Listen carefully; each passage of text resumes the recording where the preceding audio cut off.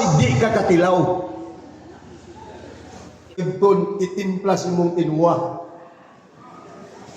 Magsino ni mo mga kaigsunan, grabe ang ilang sense of urgency sa panahon kanya ito. Naibig na mubalik, pero ayaw mo siki ang inyong talento, ayaw mo siki ang inyong capability nga mag-alagad na lang taga, huwag ta magbukas atong mga una-una mga kaigsunan.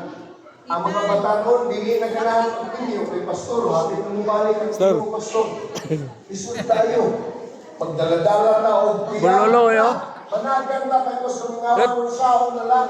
Dito rin siya, dito na. Sige lamang. The best thing to do. Good.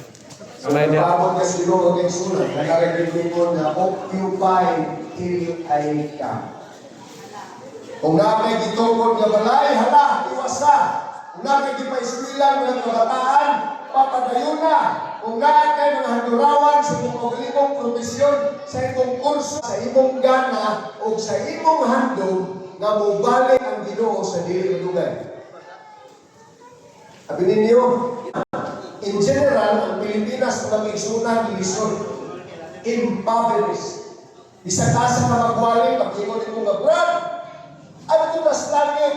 Musanong na na, Brad, kayo tinig, pahit kayong ginawin. Bukaon na lang kagpamaw, kayo ito manihapon, mungat mo lang